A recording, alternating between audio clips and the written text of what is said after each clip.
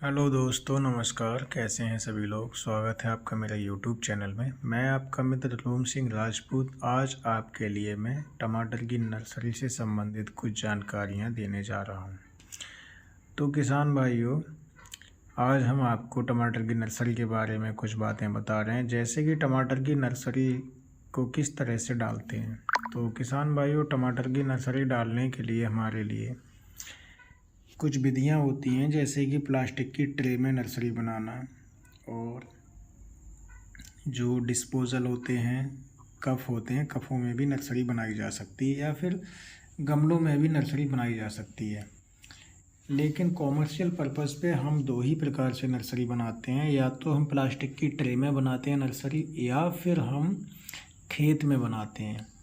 तो किसान भाइयों, प्लास्टिक की ट्रे में नर्सरी बनाने के लिए हम ट्रे में सही मात्रा में हम कंपोस्ट और मिट्टी का मिश्रण बनाकर और उसमें हम नर्सरी बनाते हैं। कंपोस्ट का और मिट्टी का मिश्रण हम इस तरह से बनाएंगे कि एक भाग मिट्टी, वो एक भाग कंपोस्ट होगा और 10 भाग मिट्टी होगा।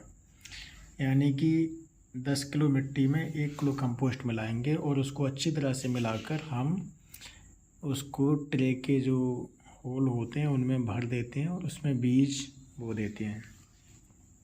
तो किसान भाइयों, इस तरह से हम ट्रे में नर्सरी बनाते हैं। अगर हमको खेत में नर्सरी बनानी है तो खेत में हमको बेड बनाने होते हैं। बेड जो हैं वो हमारा ज़मीन से लगभग 1 फीट ऊंचा या आधा फीट ऊंचा, यानी कि 15 से 20 सेंटीमीटर तक उसकी ऊंचाई बना लेते हैं, और उसकी जो चौड़ाई है वो 1 मीटर तक, 1 से सवा मीटर तक उसकी चौड़ाई रखते हैं।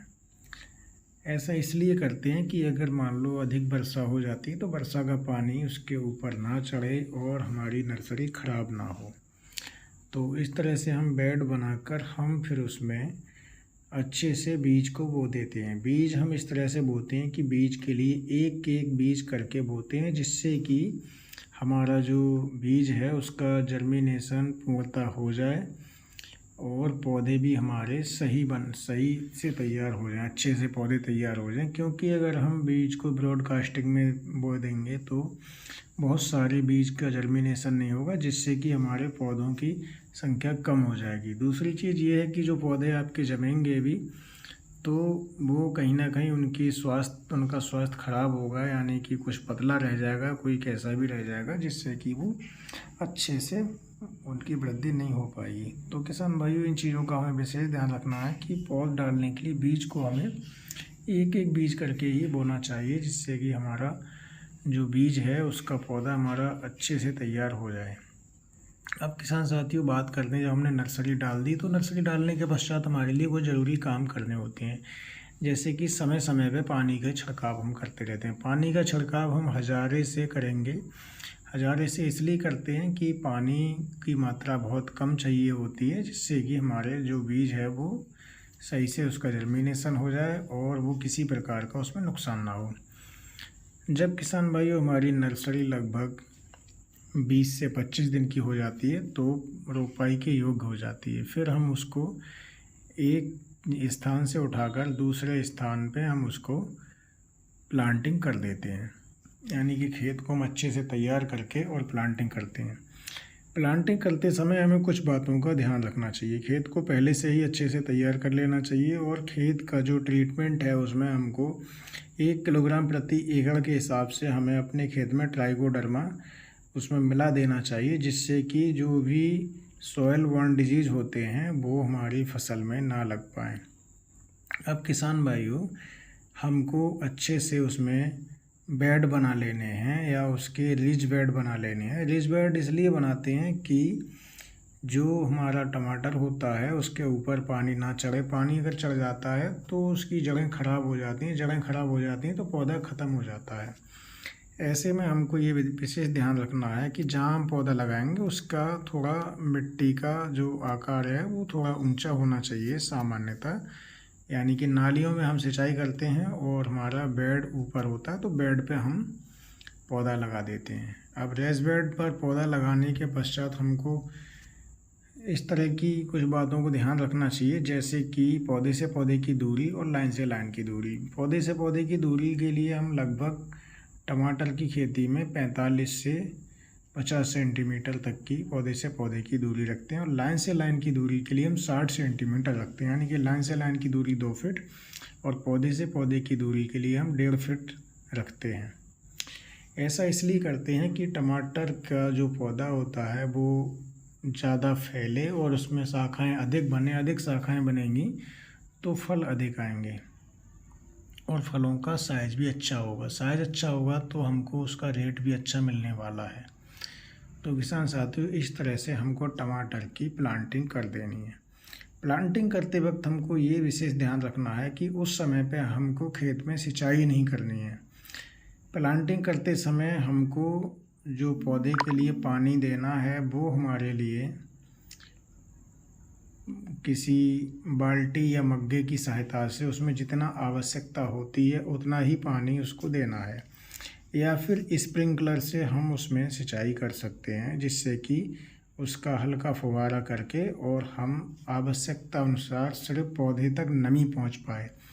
और ऐसा हम कम से कम 1 महीने तक करते हैं या 15 दिन तक करते हैं, जिससे कि हमारा जो पौधा है वो अच्छे से उसकी जो जड़ है वो मिट्टी को पकड़ ले और जड़ उसकी मजबूत हो जाए, पौधे का तना मजबूत हो जाए। उसके बाद में हम हल्की सिंचाई करते हैं। सिंचाई फिर जब करते हैं तो हमको ये विशेष ध्यान रखना है कि सिंचाई का पानी सिर्फ नाली में ही घूम पाए, वो उसके बेड पर ऊपर ना चढ़े, क्योंकि बेड पर पानी ऊपर अगर चढ़ जाता है तो जड़ें गल जाएंगी। जड़ें गल जाएंगी तो हमारे पौधे का स्वास्थ्य खराब हो जाएगा और पौधा हमारा ख़त्म होने की संभावना हो जाती है।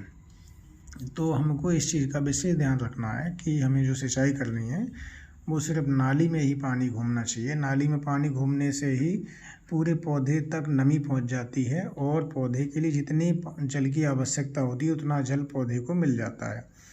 इस तरह से हम देखते हैं कि लगभग हमारा जो पौधा, हमारी जो फसल है, वो जब हमारी 2 महीने की फसल हो जाती है फिर उसमें फल आने प्रारंभ हो जाते हैं।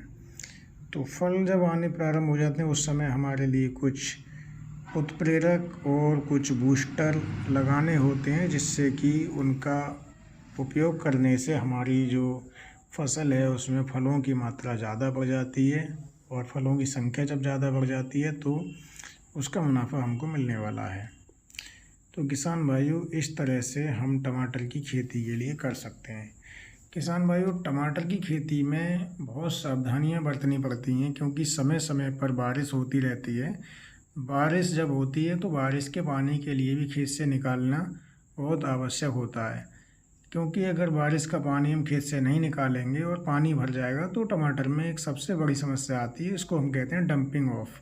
डंपिंग ऑफ की जब समस्या आती है तो पौधे की जड़ें हैं वो गल जाती हैं।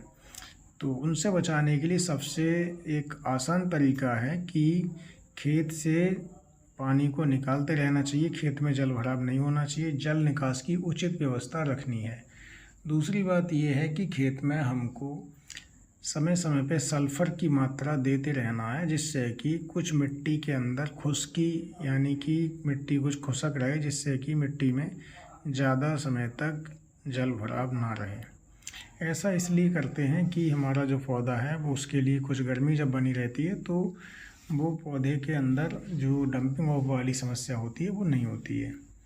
तो किसान भाइयों, इस तरह से हम टमाटर की खेती कर सकते हैं। टमाटर की खेती से संबंधित संपूर्ण जानकारी देने के लिए मैं समय समय पर आपको वीडियो डालता रहूँगा, जिसके लिए आप देखें और अपनी कमेंट बॉक्स में राय दें, जिससे कि हम आपके लिए अच्छी से अच्छी जानकारी देते रहें।